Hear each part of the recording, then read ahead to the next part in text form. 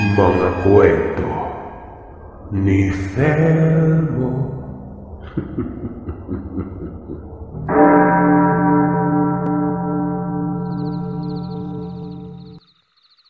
Itong si Selena kahit gaano katigas at katapang, umiiyak na raw umano. Mas mabuti pa umanong barilin na lamang siya sa ulo kesa naman panoorin ng sarili na nilalantakan ng aswang. Nakiramdam ang dalawa nun. Inaalam nila kung kailan sila susunggaban ng nilalang. Nakalilingon pero hindi talaga nakakatayo ng maayos. Kapag sinusubukan ng dalawa, natutumbas sila ng sabay. Mahiya ka ba namang magkakadikit ang kanilang mga paa? Yung mga kamay bagamat hindi magkakaugnay pero ang higpit naman ng pagkakatali. Yung tipong hindi talaga makakalas ng basta-basta. Gaya ng nabanggit ay nagmistulan na silang sumanon. Umabot na lamang yun ng pasado daw 8:00. Hindi ako sigurado kung tugma ba ang oras gawa ng bumabatay din ako sa kwento ng kaibigan ko na anak naman ni Byron. Matagal umano nilang pinakiramdaman ng paligid pero wala umanong aswang ang gumalaw sa kanila. Hanggang sa may narinig silang pag-uusap. Galing ito sa kabilang parte ng ilog. Rinig din nila ang pagtatampisaw ng tubig na wari may tumatawid na marami. Napabuntong hininga na lamang noon si Byron kasi nga, boses ni Rabolo ito. Para bang nagbalikan ng mga kasama. Hindi niya naman magawang masipat ito gawa ng kapwa sila noon nakatumba sa lupa ni Selena. Hanggang sa may dumating umano at nasa uluhan nila ito. Nanlaki ang mga mata nila. Dahil ang nakita nila ay walang iba, kundi si Roman. Seryoso ito habang kinakalagan ng dalawa nun. Pagkatapos naman nilang makawala noon ay walang kibo itong naglakad patungo sa dilim. Hindi ito nakita ni Selena, pero malinaw sa mga mata ni Byron. Dahil kaharap niya si Roman nun. Sinitsitan niya pa ito pero hindi umano tumutugon. Nagtanong pa si Selena kung ito na ba daw yung taong paparating. Kumbaga, yun daw ba ang kumalag sa kanila? Hindi naman makasagot si Byron gawa ng gulong-gulo pang isip niya. Papanong nakarating doon si Roman alam niya namang nasa bukiran ng dapitan sila nun. Doon siya nakatoka. Gawa ng may pamayanan din doon na pinoprotekta ng mga ito. Nalilito na ako. Kamukha ni Roman yun. Umalis din kaagad Yung mga kasama natin nasa baba pa ata. Sinabi naman ni Selena na wag umanong magbiro. Sino daw talaga ang kumalag sa kanila gayong hindi naman pala nakakarating ang mga kasama namin. Hindi nakapagsalita si Byron. Iniisip niya na baka namamalik na mata lamang siya nun. Baka kasamahan talaga nila yon at sinuri ang lugar. Nang makarating naman ang mga kasamahan, ilan pala sa mga ito ay may mga tama ng bala, pero hindi malala. Sa mga puntong ito, lutang pa rin si Byron. Iniisip niya talagang maigi yung kumalag sa kanila. Hinahanap niya sa paligid ito. Sakaling madagdagan ng isa ang mga dumating. Walang iba kundi yun na yun. Pero wala daw talaga. 7 ang patay sa kanila. 6 ang sa kalaban. Para lang tabla pero hindi nila kagagawa ng pagkamatay ng mga kalaban. Kagagawa nito ng aswang. Sinuri niya ang mga labi. Lahat ng ito ay may mga kagat na sobrang lala sa leeg. Bali ang kamay tapos may halos humiwalay umano ang ulo. Yung mga labi naman ng mga kasama nila, tama lang ng baril ang tinamo. Sila Bolo noon maging ang kapatid nito ay sobrang nagtaka. Wala naman umanong maipaliwanag na maayos sila Selena noon. Maliban na lamang sa bigla umanong may dumating na aswang. Hindi nila alam kung bakit pero parang tinulungan daw sila nito. Kung hindi daw yun dumating ay pugot na ang ulo nilang dalawa. Walang ibang maririnig sa kanila noon kung hindi ang pag-usapan ng pagdating ng aswang. Imbis na tumutok sa kalaban, napunta sa aswang ang usapan. Hanggang sa nagpahinga na lamang sila at ipagpabukas na lamang yung pag-asikaso sa mga bangkay. Kinaumagahan, yung mga labi, inilibing lang sa tabi ng ilog. Pinagbuklod sa isang hukay ito. Magkakapareha namang rebelde kahit pa may magkakaibang prinsipyo kaya pinagsama-sama na lamang nila. Matapos noon ay nag-utos si Byron na wag muna pabalikin ang mga residente sa lugar. Baka kasi bumalik sila Ernie noon eh. Habang nangyayari naman ito, pinagplanuhan na nila ang pagante sa kalaban. Isang direksyon lang naman ang tinungo at posibleng matatagpuan nila yon. Ang problema nga lang, kulang na sila sa bilang. Kung kaya naman itong si Selena, sinabing siya na lamang ang magmamasid. Susundan niya umano at aalamin kung saan kumukuta. Kabisado naman nila ang lugar at madali lang para kay Selena ang pagkilos na malaya nun. Isang araw din yung pagtunto ni Selena. Bumalik ito kinagabihan na. Ang dalang balita. Nasa dulo umano ng sunod na nayon. Naroroon nagpapahinga ang pangkat ni Ernie. At natitiyak si Selena na tatagal ang mga kalaban doon gawa ng nagtatayo ng masisilungan. Kailangan lamang umano nilang antayin ang mga kasama na sakop naman ni Roman. Nagutos din kasi si Byron na puntahan ng mga ito at ipaalam ang naging kalagayan nila. Mga 2 araw umano ay posibleng magkita na sila noon. Ay na nga, nagkita sila at hindi pagkatapos ng 2 araw, kundi ng sumunod na araw din. Nakasalubong noong nautusan ni Byron ang grupo nila Roman. Paparating na ito na wari babay nakapagpaalam sa pangyari.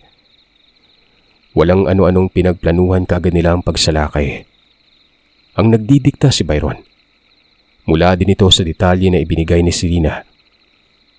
Habang nangyayari naman ito, napakaseryoso ni Roman. Galit na galit ito na animoy gustong makipagpatayan. Sinisiplatan lamang ito ni Byron. Hindi kasi mawala-wala sa isip niya yung kumalag sa kanila.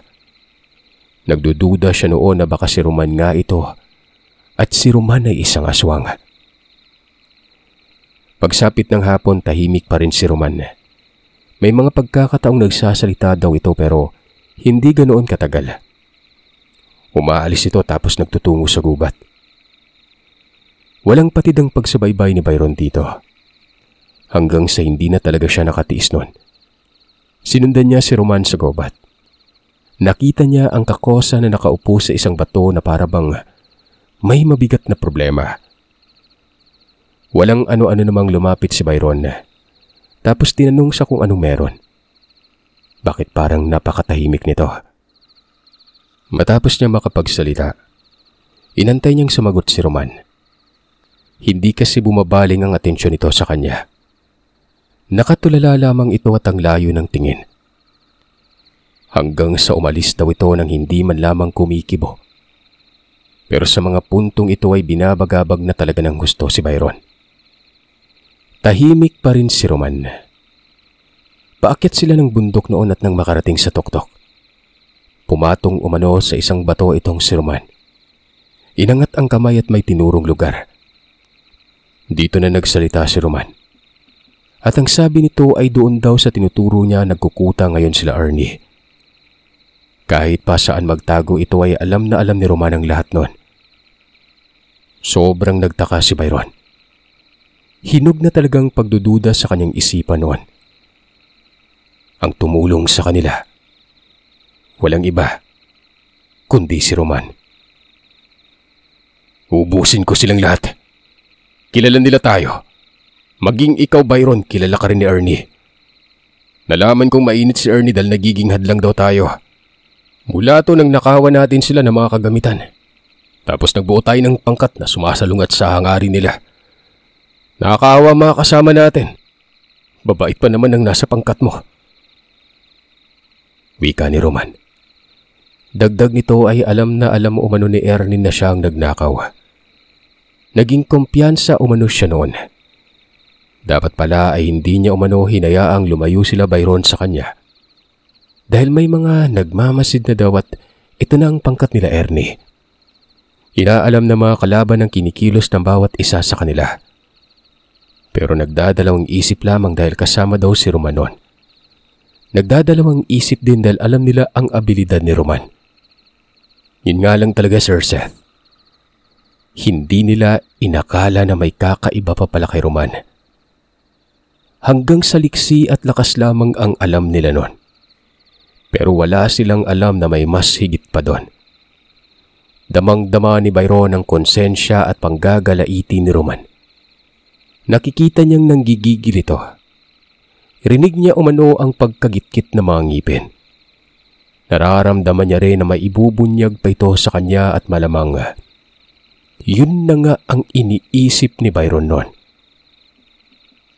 Naiintindihan kita, Roman. Pasensya na at hindi ko nailigtas yung mga kasama natin. Habang naghahanda kami sa pag-atake nila, wala kaming alam na nandun na pala sila eh.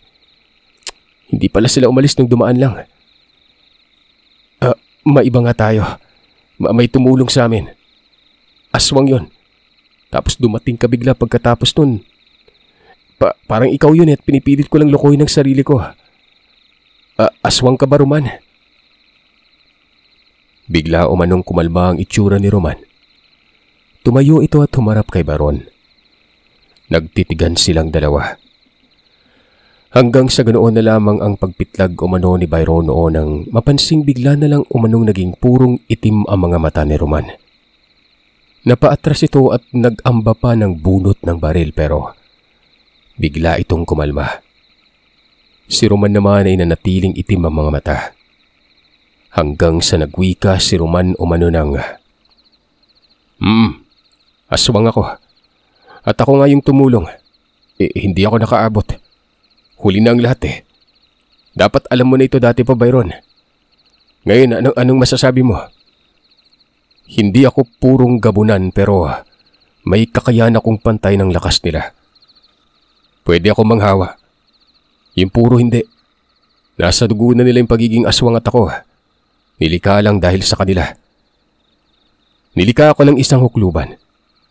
Ito na yung sinasabi ko na alam nila Ernie ang abilidad ko pero hindi nila alam na aswang ako. Dahil may kakayanan akong ikubli ang sarili ko. Matapos magsalita nitong si Roman, tulala si Byron. Ito pala ang tumulong sa kanila. Sadyang hindi ka panipaniwala kung iisipin. Mantakin niyo, 6 ang napatumba ng ganoon lang kadali. Kaya pala ang lakas ng loob ni Roman noon na hamakin ng mga kalaban at nakawan ng mga armas ito dahil hindi pala talaga siya ordinaryong tao lang. Nung una lang umano natakot si Byron. Noon itong tumitig sa kanya. Pero nawala yon dahil alam niya namang mabuting tao ito. Napapatanong lamang ito sa sarili kung ano kaya ang totoong itsura niya. Maya-maya'y pinabalik na si Byron. Anuman umano ang napagplanuhan nila ay matutuloy. Pero mauuna muna si Roman doon sa kuta. Sobrang panatag at seryoso umano na mukha niya. Mariin naman sinabi ni Byron na hindi niya pababayaan ang isang kasama na susugod na lang mag-isa. May abilidad man ito pero hindi pa rin garantisadong ligtas. Dahil nasimulan na ni Roman ang pagpuksa sa mga ito. At malamang ay hindi na may pagkakaila na naghahanap din yon ng mga pangontra. Napaisip si Roman. Sabi niya siya lang muna mag-isa. Sumunod na lamang daw matapos ng mga ilang oras. Pinuno ako at magkaparehas na tayo. Pero hindi pagiging pinuno ang pinapairal ko kung hindi yung pagiging kaibigan mo. Pakiusap, Roman. Magsama-sama tayo. Ay nako, Byron. Hindi mo pa rin ako naiintindihan, no? Ganon din naman ako. Kaibigan ang turing ko sa iyo pero ayaw ko may mangyari sa inyo. At kung sa tingin mo hayaan ko kayong nagkakamali kayo. Sige na. Sa loob ng 2 oras sumunod na kayo. Tatalikod na sana si Roman pero bigla na lamang nagsalita muli si Byron. Hindi tayo papayag siya. Yan ay kung hahawakan niya si Byron sa pagiging aswang. Papaano daw kung mapahamak si Roman? Wala na daw silang pangbato. Napatawa si Roman. Baliw na umano itong si Byron. Magpapahawa at ngayon pa lamang siya nakakarinig ng taong gustong maging aswang noon. Pero giniit ni Byron na magpapahawa siya. Gawin umano ito ora mismo. Nagtitigan silang dalawa. Sabi ni Roman, ang dugo niya ang nakakahawa. Kapag nasalin daw ito sa isang tao ay walang ano-anong magiging katulad niya daw ito. Pwede din umanong sa kagat. Kapag nabuhay sa kagat niya ay mahahawaan. Kaya nga daw sinasagad ni Roman ang pagkagat para mamatay ang isang tao noon. Dugo umano ang sinang-ayunan ni Byron. Natatakot naman daw kasi siyang makagat kaya ayon. Kinagat daw ni Roman ang sariling pulso at pinatak ito sa mga mata ni Byron. Kala pa ng binata iinumin. Hindi pala. Matapos umano noon ay tumalikod na si Roman. Bago umalis ay may sinabi ito na ang magiging bunga daw ni Byron. Aswang. Yan ay kapag namana ang dugo kay Byron. Ang kaibahan ng orihinal na uri ay inulit niyang bigkasin na kesyo ang orihinal, hindi daw nakakapanghawa.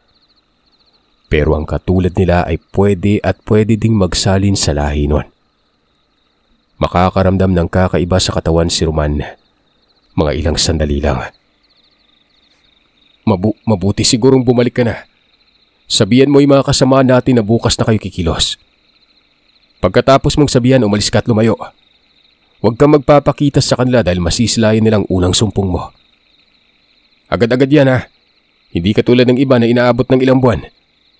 Balikan mo na lang kinabukasan at saka na kayo sumunod sa akin doon sa kuta. Matapos lang magsalita ay sobrang bilis umanong naglaho nitong si Roman. Si Byron naman noon ay kinikipat-kipat pa ang matagawa ng sobrang anghang umano ng dugo ni Roman. Mainit pa ito nang pakiramdam niya'y napapaso siya. Mabilis siyang bumalik doon sa pinagkukutaan nila. Sinabihan niya mga kasama na nauna na si Roman sa lugar.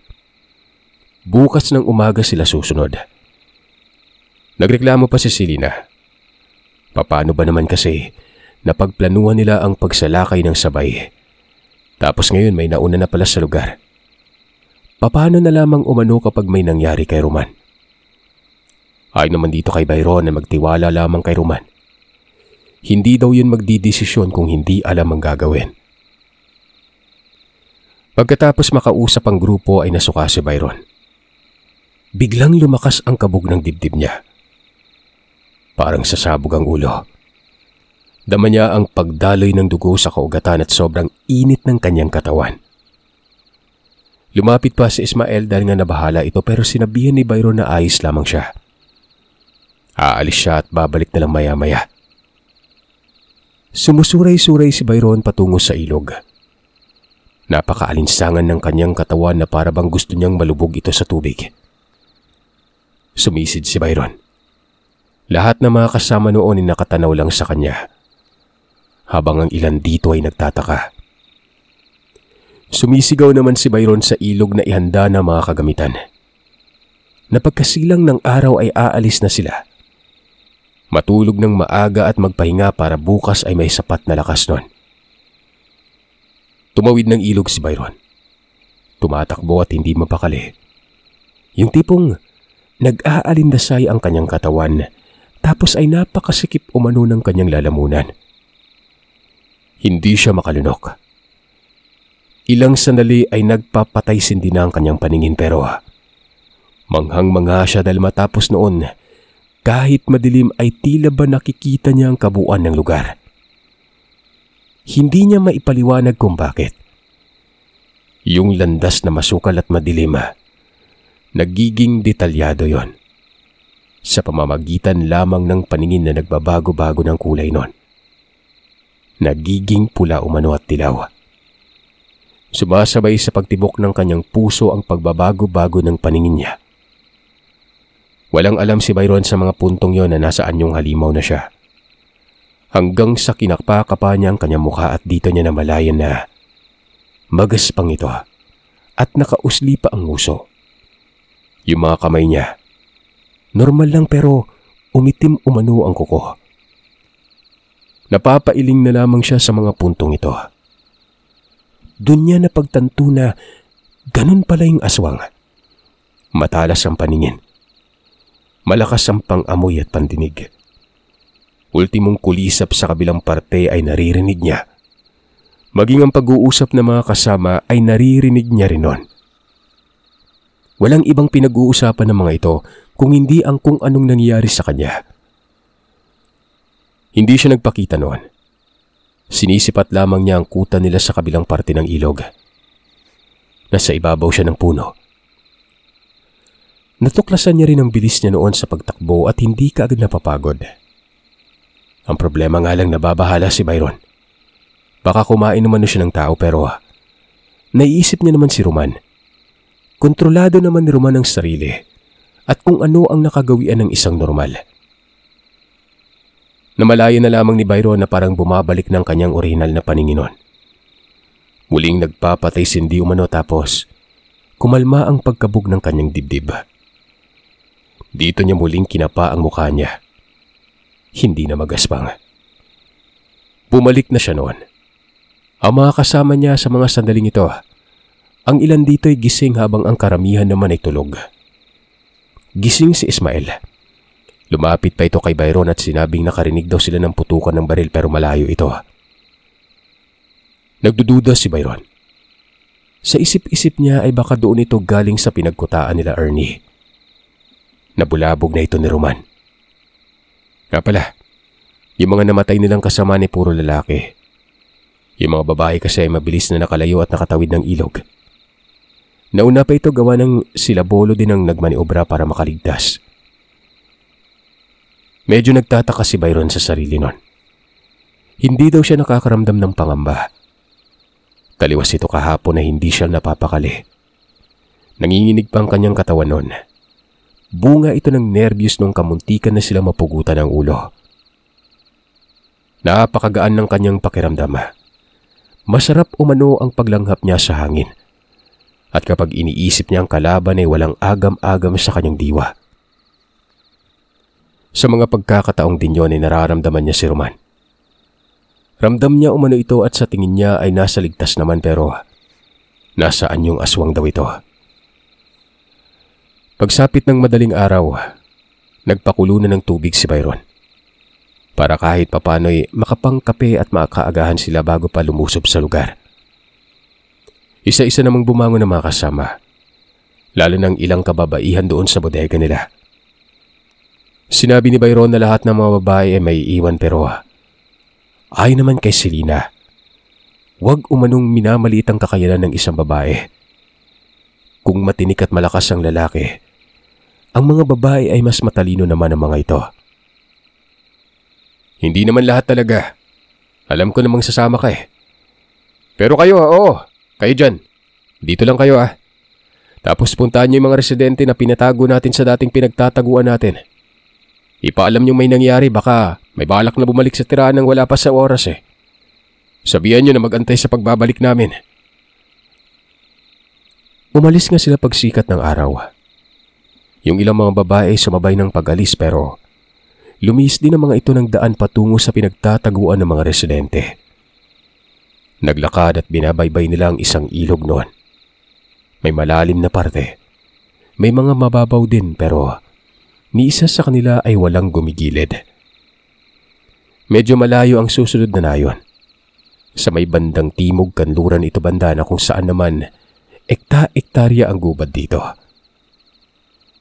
Mga isang oras, nakikita na nila ang nayon. Nasa unahan at may mga tao na rin gumagala. Ang ilan dito ay may daladalang hayop pero karamihan ay nasa uma. Hindi naman sila tanaw ng mga ito. Gawa ng nasa mataas na damo sila dumadaan, na kung saan naman ay nasa ilog lang din banda. Nasa dulo pa ang kuta. Ilang saglit tayang ay pinahinto ni Byron ang mga kasama. Paano ba naman kasi ay bigla na lamang nagkasigawan ng mga tao doon sa nayon, na para bang nagkakagulo ito. Hanggang sa may putok umano ng baril kung kaya naman gumapang si Byron pangat at sinipat niya ang kabayan. Doon ay nakita niyang ilang mga armado na nagpapaputok ng baril sa kalangitan Para bang manunulis sa mga ito doon sa mga kawawang mga taong nakatira sa lugar. Nagtaka si Byron. Papanong may ganitong pangyayari na dapat sana wala? Dahil alam niya namang pinuntahan ito ni Roman at posibleng may nangyari na kagabi pa. Pero hindi niya muna ito pinagtuunan ng pansin. Nagmungkahi siya sa mga kasama na manatili lamang sa gilid ng ilog. Lilinlangin niya umano ang 3 kalaban na naroroon sa nayon. Dadalhin niya ito sa may ilog at dito nila tatambangan. Walang ano-anong pagkatapos lamang magsalita ni Byron ay sumirit ito ng takbo ng pagkabilis-bilis. Si Bolo, Dagal at Hermo, maging si Ismael at Selina ay nagkatitigan sa isa't isa. Sobrang bilis umanong tumakbo ni Byron. Ano umano ang nakain ito at parang hindi na tao. Mabilis din kasing naglaho ang binata. Nung napadako na sa may mga damo, nawala na lamang ito na parang bula. Maya-maya'y sumigaw si Byron. Hinahamon niya yung mga armado sa may nayon. Pinagmumura niya ito sabay takbo at laho sa may damuhan. Ito naman umanong mga anga-angang mga kalaban ay kaagad namang sumunod. Nagkatakbuhan pa mga ito. Nagpapalipat-lipat naman si Byron hanggang sa makarating sa may ilog. At nang mapadaan na siya sa mga kasama, ay sinabi niya maghanda na ang mga ito. Gumapang paangat sila Ismael. Kasama niya sila Hermo sa mga puntong yon. At noong lumitaw na ang 3 armado ay pinaputukan nila hanggang sa sabay pa itong bumagsak. Walang ano-anong sinuri isa-isa ni Byron ng mga labi. 2 dito patay pero yung isa buhay pa. Sa tuhod at balikat ang tama nito. May daplis din sa muka at tapyas talaga ang tenga.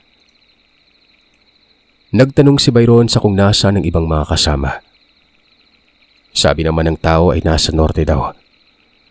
Nagtaka si Byron kasi nga nasa kanluran ng kuta nila Ernie. Kaya naman tinanong niya kung sino ang pinuno.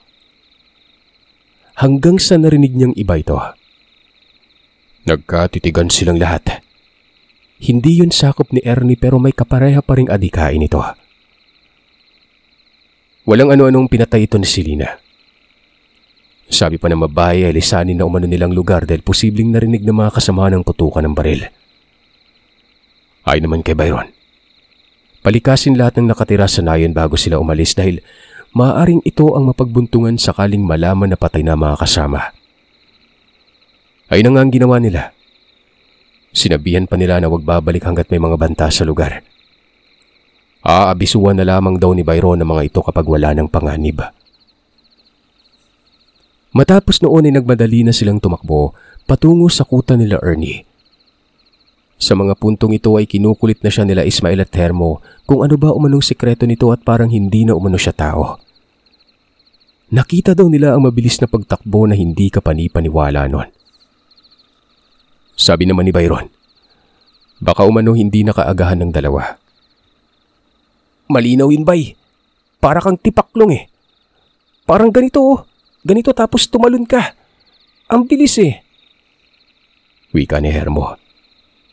Kayo ang hilig nyo kasi sa kape na hinahaluan ng katsubong eh. O yan, ano na? E di nasira na yung mga utak nyo. Sumabat naman si Selina. Tama umano ang mga kasama. Mabilis daw talaga si Byron. Maski siya ay malinaw niyang nakita ang kilos ni Byron. Hindi na lamang nagsalita si Byron pero pinapakita niyang nagtataka din siya. Yung tipong napaka-inosente daw ng mukha niya. Hindi daw pala siya naging maingat nun. Ayan tuloy ay namalayan ng mga kasama. Paniguradong itong 4 na unang nilang naging kasapi, magiging katulad niya dito na sobrang lakas na makiramdam ng malamang may kakaiba sa kanya.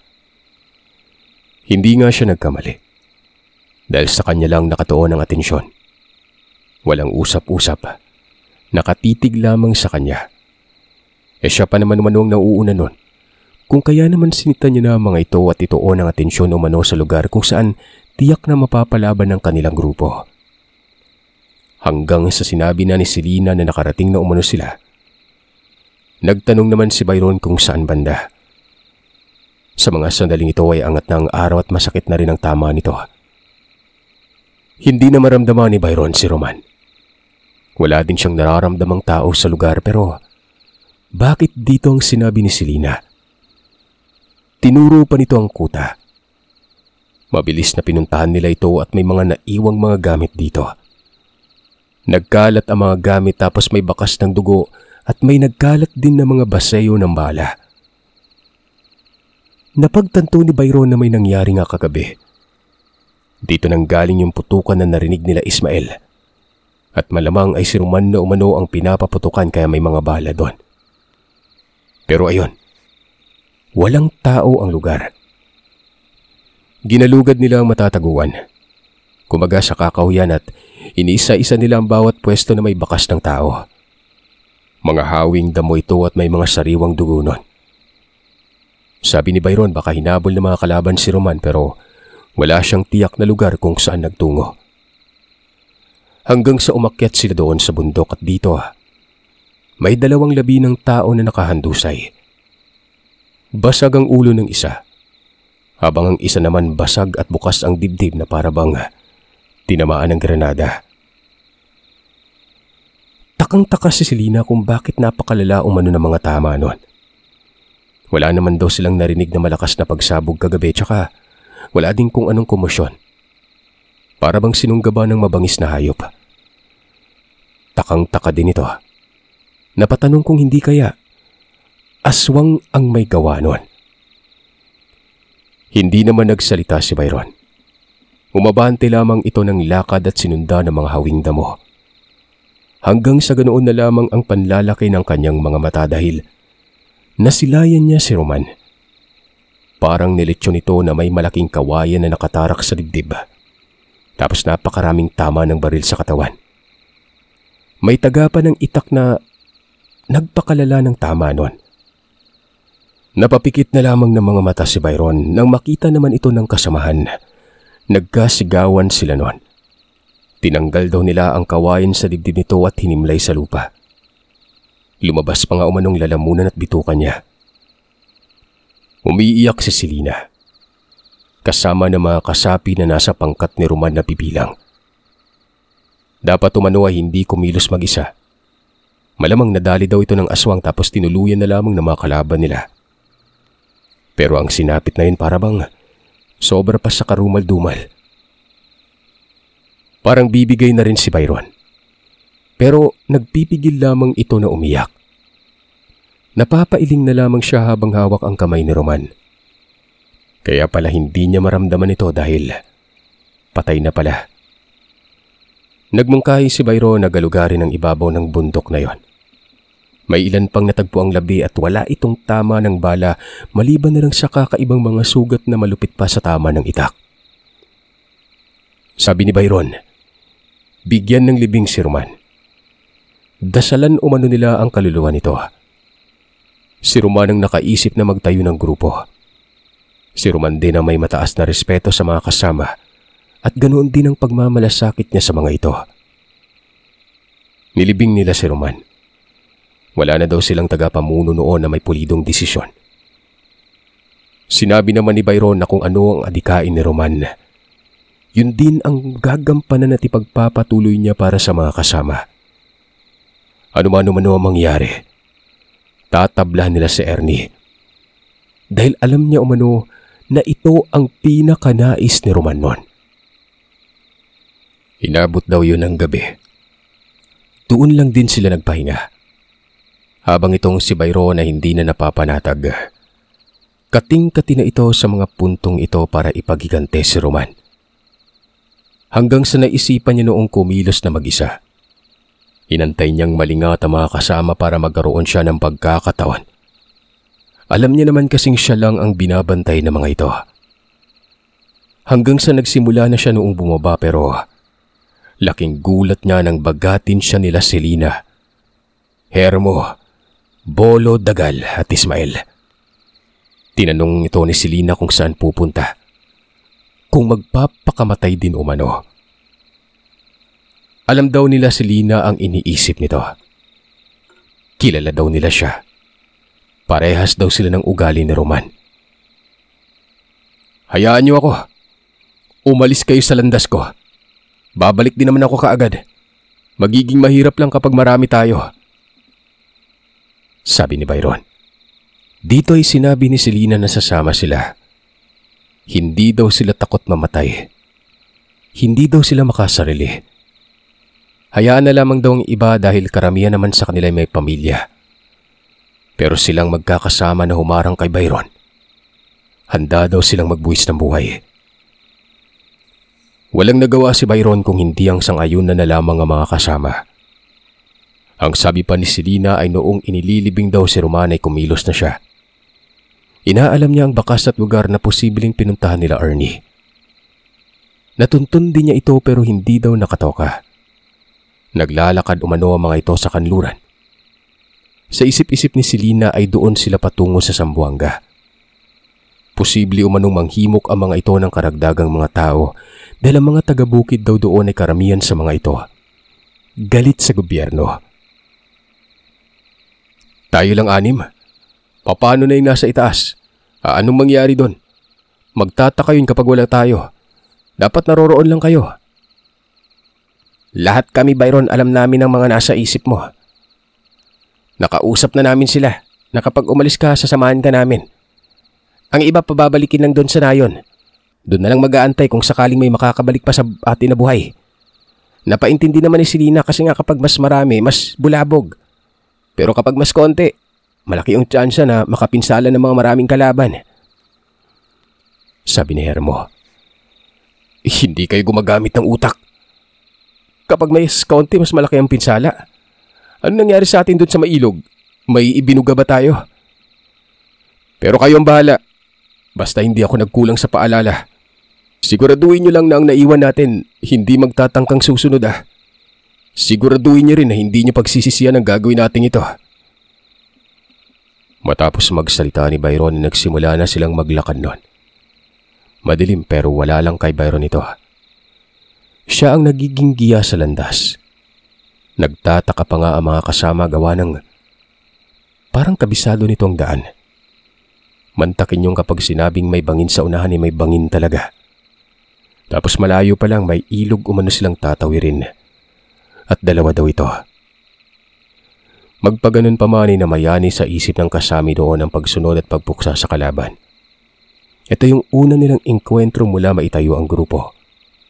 Pero ang engkwentrong yun ay tumagal. Tapos may aswang pang sagabal.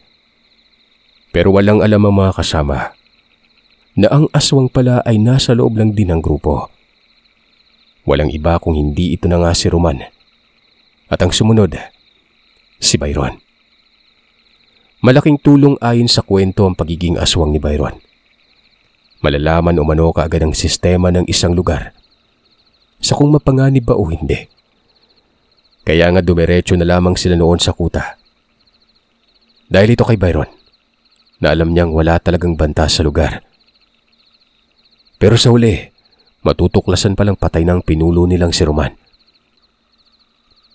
Pabilis ng pabilis ang lakad noon ni Byron.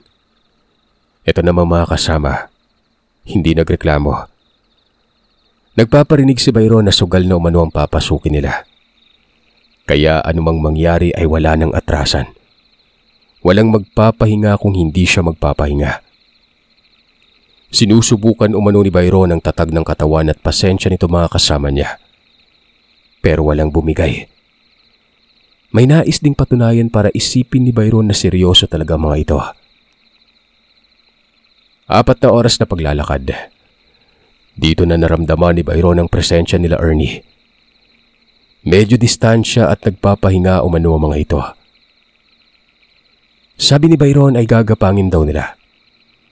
Tinuro niya ang direksyon at sinabing iisa-isahin nila ang mga ito. Magkakahiwalay daw ang pwesto. Bagay na may pagkakataon sila maging lihim ang gagawing pag-atake. Sandali Byron, sigurado ka ba dyan? Ang dilim, paano mo nalaman? Tanong ni Hermo. Sumabat naman si Selena. Pinanigan si Hermo. Ayon pa dito ay baka kung ano na daw ang pumapasok sa isipan ni Byron mula nang mamatay ng kaibigan. Sumama lang kayo sa akin, di ba? Gusto kong ako lang sana mag-isa. Ngayon tatanungin ko kayo. Bakit malakas ang loob ko kahit mag-isa? Nabanggit niyo naman na kapareho kami ng ugali ni Roman, tama? Isipin niyo na lang na magkakapareha din kami ng kakayanan. Kaya sumunod na lang kayo sa akin. Sumabat si Serena. Magsabi daw umano kung anong problema nitong ni Byron gawa ng wala talaga sila makita eh. Tama daw si Hermo noon. Dito ay walang ano-anong sinabi na ni Byron ang kung anong meron si Roman. Ayon sa kanya, kaya umano malakas si Roman at mabilis hindi dahil sa kung anong tanga nito na pinaniniwalaan nila na nagbibigay tulong kay Roman, kundi isang aswang umano itong si Roman. Dito na rin inamin ni Byron na nagpahawa siya dito para kahit papano'y dalawa na silang may katangiang natatangi at kayang protektahan ng pangkat. Ito na yung mga sandaling naligo daw si Byron sa ilog noong isang gabi. Naawaan na siya nun. Isa ding dahilan ay kapag may mangyari kay Roman, kahit papano ay may isa pang natitirang aswang sa grupo nila. Si Roman ang tumulong sa atin nung kasagsagang sinalakay tayo nila Ernie. Kundi dahil sa kanya, ikaw, ako, patay na at pugot pa ang ulo. Nilihim niya sa akin ang lahat. Hindi ko inakala na siya pala yun. Pero inamin niya sa akin. Wika ni Byron. Paglilinaw pa nito noong balak daw ni Roman na salakayin ang kalaban na mag-isa. Hindi pumayag si Byron noon. Nakapagplano na at magsasabay silang lahat pero mauuna na daw si Roman. Dito niya tinanong ang kanyang pagdududa. Pagdududa mula sa kinikilos nito at mga desisyong sobrang panatag at seryoso. Sinabihan niyang aswang ba umano ito at inamin ni Roman na aswang siya. Namanga si Byron at doon niya din napagdesisyonan na magpahawa. Yung mga labi daw sa itaas ng bundok ay si Roman din na may nakagagawa nun. At malamang, nahuli ito sa isang patibong kung kaya't tinadtad ng bala at tinarakan pa ng kawayan ng dibdib nito. May tanong pa ba kayo?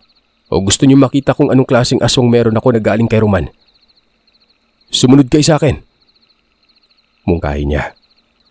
Ito mga kasama niya ay nakangangang lahat. Para ba umanong tatakbo na ang magkapatid na si Bolo at Dagal. Si Selena naman hindi nakapagsalita. Pero ito ang naunang sumunod kay Byron. Samantala, nagsimula na ring sumunod ang mga kasama. Hindi naman gaanong madilim talaga. May banaag ng buwan na tumutulong para magbigay ng konting detalye sa lugar. Pero sadyang limitado talaga. Nagsisimula nang magturo si Byron noon ng direksyon. At sa bawat direksyong ito ayon sa kanya ay may nakatoka umanong kalaban. Isa sa bawat tinuturo niya at isa din ang gagapang dito. Dito na sila kumilos nun. Ilang mga segundo lang, mahinang mga ungol na ang maririnig sa lugar. Yung tipong sinasakal tapos sinusubukang sumigaw. Si Byron naman ay nagpatuloy sa paglalakad at ang pinupunteriya niya sa mga sandaling ito. Si Ernie. Paakyat sila sa isang napakatayog na bundok. Maya-maya ay may nagpaputok na ng baril. Dahilan namang naging agresibo na si Byron. Nabulabog na ang lugar. Ang kinaroroonan pa ni Bolo umano ang may nagpaputok. Natunugan siguro ang pagtiktik nito. Dito ay dire-diretsyong tumakbo ng mabilis si Byron at pumunta ito sa kinaroroonan ni Ernie. Habang nangyayari naman ito ay daman niya ang init sa katawan na animoy nagliligab na apoy. Tapos yung paningin niya ay nagsisimula ng magpabago-bago ng kulay. Nasaan yung aswang na siya? At dito niya napagtantunan na didiktahan pala ang paggaan yung aswang. Depende sa tensyong nararamdaman sa katawan at diwa nun. Kung saan-saan na lamang daw may nagpapaputok nun. Ang hinahangad at ipinagdadasal ni Byron na sana daw walang mangyari sa kanyang mga kasama. Nang malapitan niya si Ernie, walang pag-aalinlangang sinunggaban niya ito kahit pinapaulanan pa siya ng bala. Matapos niyang madakma ay mabilis niyang kinaladkad ito pababa Nagsisisigaw si Ernie noon. May hawak itong baril pero hindi nakakapaputok dahil nasa mahirap itong sitwasyon. Nung nasa baba na itong banda, walang ano-anong pinugutan niya ito ng ulo. Hindi gamit ang sariling lakas. Gamit ang tangkil na itak ni Ernie noon. Alam niyang ito ang ginamit kay Roman noon. Kung kaya't maliban sa tadtad ng bala, may mga taga din ito ng itak. Matapos lamang noon ay dinampot umano ang ulo at dinala ito sa mga kasama ni Ernie. Malinaw nilang nakita dahil nagsindi ang mga ito ng gasera. Nakakakilabot ang anyo ni Byron. Nakikita din nila si Lina ito. Bitbit ang ulo ni Ernie at inihagis ito sa kalabang grupo. Nagpulasan ang mga kalaban. Maririnig sa lugar ang pagkatakot at pagsuko ng mga ito dahil nga wala na ang pinuno nila. Hindi naman pinatulan at hinabol ni Byron. Marami-rami pa ang mga ito pero pinatakas niya na lang. Ilang mga sandali lang. Sinipat niya ang mga kasama. Sakto naman ang bilang ng mga ito. Kompleto. Pero si Bolo sugatan. Bagsak ang balikat. Nagsabi na si Byron na uuwi na sila. Tapos na ang laban. Ayon naman kay Selena, papaano na umano mga kasama ni Ernie? Wala na silang pinuno. Kung may papalit man kay Ernie, magiging iba na ang kanilang pamamalakad. Dalang-dala na yun sa aswang. At malamang iiwasan nila tayo. Ang hinihiling ko lang sa inyo kung ano man ang nalaman niyo sa akin, sana sa inyo na lang yun 5. Wala namang nagsikibo. Umuwi na sila noon. May agam-agaman pero nagtitiwala sila kay Byron. Wala din silang takot sa mga kasamaan nung pinatay nila sa may bandang ilog. Ibang pangkat naman yun pero walang bahala sila noon. Napatumbangan nilang walang awang grupo nila Ernie na iilan lang sila eh. Paano pa kaya kapag nagsama-sama na? Nung makarating na sa isang nayon sila kung saan dito nila pinaantay ang mga ibang grupo, siniguro muna nilang ligtas ang lugar. Pinabantayan ni Byron ito kay Selena. Ginawang pinuno ni Byron si Selena. Hanggang sa matiyak na ang lugar, ay doon pa lamang pinabalik ang mga residente sa kani-kanilang mga bahay. Hanggang sa hindi naglaon, nakapagpasya na silang magbalik sa gobyerno. Noon itong pinalitan na daw ang dating namumuno sa bansa. Si Byron ay walang kaalam-alamang dating kasama nito sa sundalo na naging rebelde pala ito. Ito yung mga mabubuting kasama niya dati. Gaya ng nabanggit ay sinibak ang iba sa mga ito. Siguro may ginawang kalokohan o hindi naman kayo nalaman ng maling ginagawa nila noon sa isang nayon kung saan itong lugar ni Roman. Nagpakita lamang si Byron noon at formal na nagretiro. Pero ang hindi nila alam na marami pala itong napagdaanan. Hinahanap nga umano si Byron pero hindi nila natagpuan yon. 4 na taon umanong nawala tapos pagkabalik doon na nagretiro ito. Walang record na nagpatayo ng bagong pangkat ng rebelde na pinamumunuan nila Roman at Byron. Kaya lahat ng mga kasama, malayang nakabalik sa kani-kanilang pamilya. Pero wala din namang problema yun dahil nga hindi naman talaga nila kinalaban ng gobyerno. Kumbaga, nagtampo lang sila dito. Lalo na itong si Byron, na dahil lang sa nasilayan niyang karumal-dumal na isinasagawa ng kapwa sundalo. Kaya ito umalis sa grupo. Nagkatuluyan si Byron at Selena. Sumama si Selena kay Byron sa Negros. Nagpakasal. Magarbo. Mayaman si Selena eh.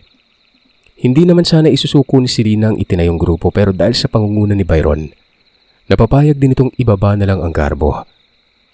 Total ay nagampanan naman nila ang pagbibigay ng karapatan sa mga taong tinutulungan nila at maging sa kanilang sarili. Lalo na nang magpalit na umano ng namumuno sa bansa. Meron pa rin umanong ibang pangkat na nagpatuloy sa kanilang prinsipyo. Nagkaroon sila ng mga anak. Isa na dito si Jerry na naging katrabaho ko. Si Jerry ang pumapatunay na totoo ang pangyayari. Hindi man niya sinabi sa akin na aswang din siya pero nakikita ko talaga ang mga kakaibang kinikilos niya. Malakas, mabilis at may nakakamanghang talino. Desente siya tingnan. Pero kung tumitig ito ay makakaramdam ka ng takot. Na magtataka ka na lang na habang nakatitig ka sa kanya. Nasa malapit na pala ito. Para bang minamanipula ka niya. Basta, iba ang aura ni Jerry kumpara sa nakakasalamuha ko mga tao noon. Tahimik din ito. May pagkakataon na tinatanong ko siya sa kung aswang ba siya. Pero ngumingiti lamang ito. Yung ngiti ba, hindi na yung tipong parang tumatanggi. Ngiti ito na may kakaibang ibig sabihin. Pero sa likod ng nalalaman ko sa kanya mabait naman. Malaking respeto sa kapwa. At hindi mo talaga malalaman na ang kanyang ama at ina ay may pinagdaanang kakaiba sa kamay ng rebelding aswang.